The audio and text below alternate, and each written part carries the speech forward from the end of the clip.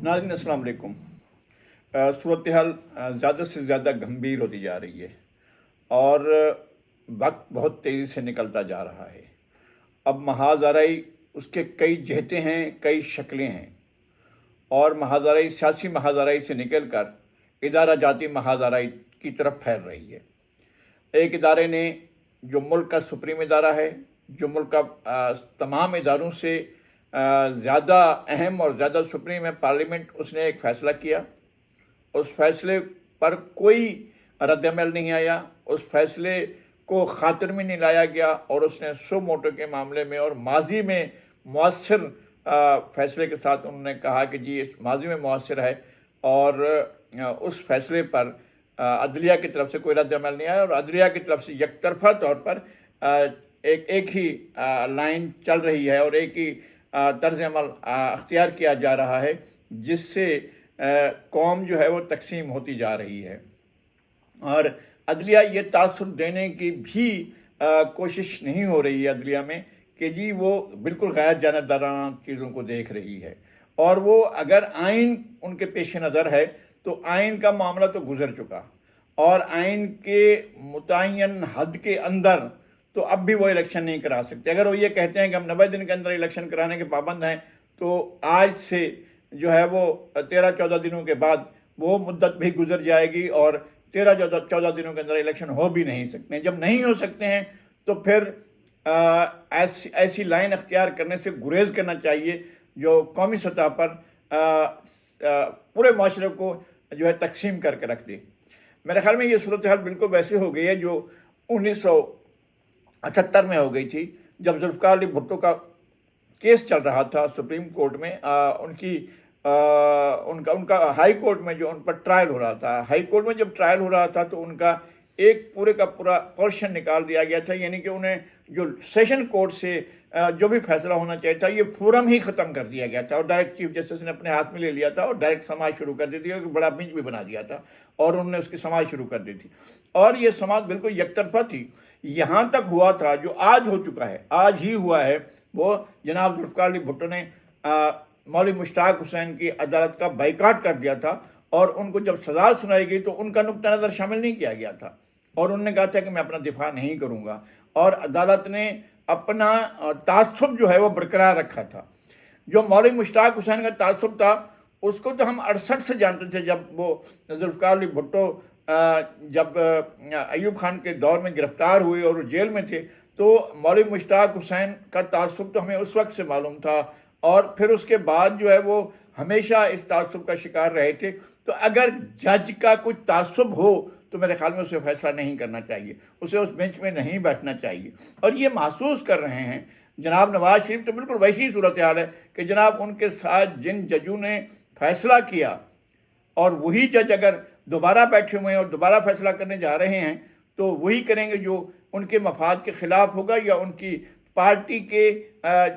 के मजमूई बेहतरी के ख़िलाफ़ होगा। तो वो इस बात को समझ रहे हैं और इसलिए शायद आज ये फैसला हुआ है कि PDM ने अदालती कार्रवाई का और ये जो अदालत सुन रही है इलेक्शन की तारीख देने के लिए उनने बाइकाट कर दिया है।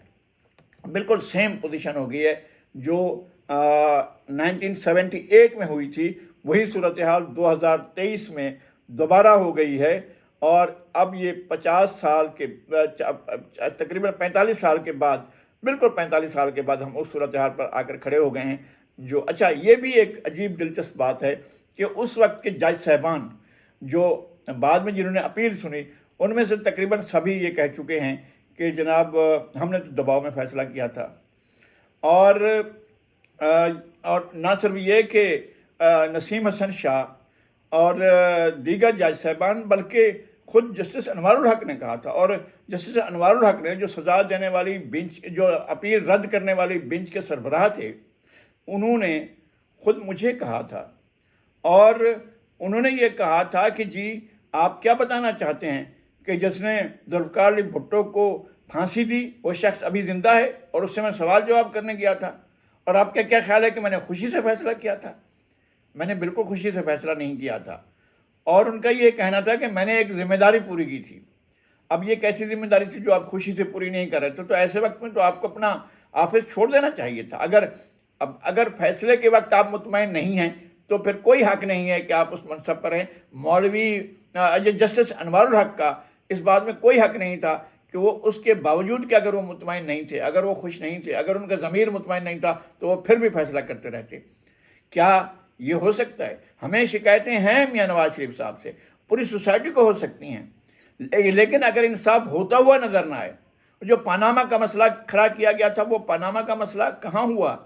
पनामा में किस तरह से उनके खिलाफ कोई फैसला किया जा सकता था जबकि उनके खिलाफ कोई सबूत नहीं मिले थे,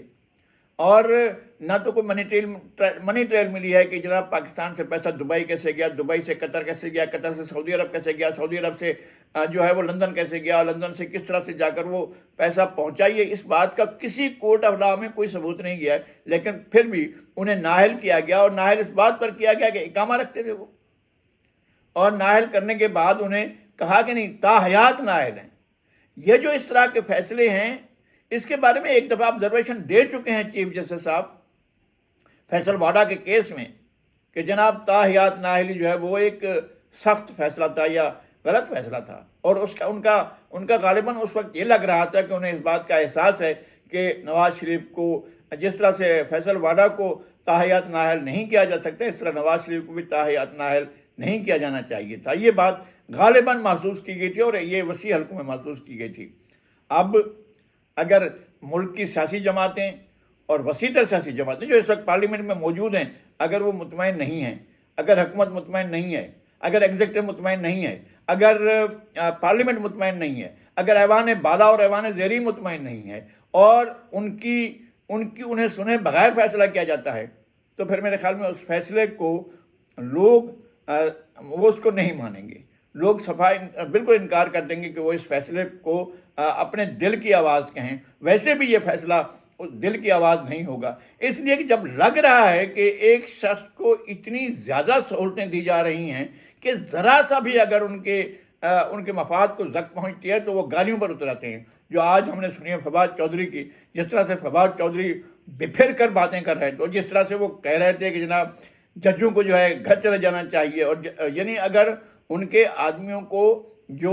गिरफ्तार किए गए हैं अगर उनको 5 दिन की तारीख दी जाती है तो इस पर वो बिगड़ जाते हैं और अपने गुस्से का इजहार करते हैं, और जजों पर जो चढ़ाई कर देते हैं। तो वो तो ज़ाहिर चढ़ाई चूँकि वो समझा जाएगा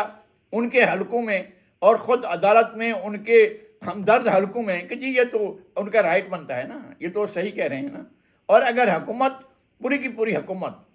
पूरी की पूरी एग्जीक्यूटिव ब्रांच इस रियासत की एग्जीक्यूटिव ब्रांच और जो है वो पार्लियामेंट की ब्रांच, ये दो जो हैं मुकन्नना और इंतज़ामिया, अगर अलग हो जाती हैं और उनको जो है इस सारे के सारे फैसले पर रिजर्वेशन हैं, तो फिर फैसला जो है वो आप ये नहीं कह सकेंगे कि वो फैसला जो है वो सबके लिए काबिल कबूल है। अब वो फैसला काबिल कबूल नहीं होगा,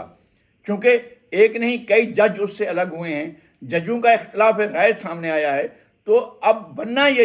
ये चाहिए कि एक फुल बेंच बनता और उसको बहुत आराम से सुनकर इसका फैसला करता, और ताकि आगे इंतशार ना फैले। खुद अदालत ये कह चुके हैं कि हम चाहते हैं कि इंतशार ना हो, तो अगर फैसले से इंतशार फैलता है तो क्या अदालत ये बात समझेगी कि उनके फैसले की वजह से इंतशार फैला है और इंतशार बढ़ गया है, तो फिर उसका अदालत के पास क्या जवाब होगा? मेरे ख्याल में हमें एक ऐसा रवैया, ऐसा तर्ज़-ए-अमल अख्तियार करना चाहिए जिससे हमें आइन की बालादस्ती को बरकरार रखते हुए और जो रास्ते हैं और आइन की जो दीगर शिकें हैं उनको भी ज़रूर देखना चाहिए, और तारीख़ के मामले में एक ज़िद हद धर्मी नहीं करनी चाहिए, क्योंकि 90 दिन की तो हद पूरी हो गई, आप उसके अंदर करा ही नहीं सकते हैं। अब नहीं करा सकते तो फिर हुकूमत को भी अकोमोडेट किया जाए, पार्लियामेंट को भी अकोमोडेट किया जाए और इमरान खान को भी अकोमोडेट किया जाए। अगर किसी को भी अकोमोडेट किए बगैर सिर्फ इमरान खान को अकोमोडेट किया जाता है तो इस पर सवाल उठेंगे, और वो सवाल इतने आगे बढ़कर ज़्यादा ख़तरनाक भी हो सकते हैं कि जो हमें लगे कि इंतशार बड़ी हद तक चला गया है। अभी तक के लिए इतना ही, फिर हाजिर होंगे किसी नए मौजू के साथ।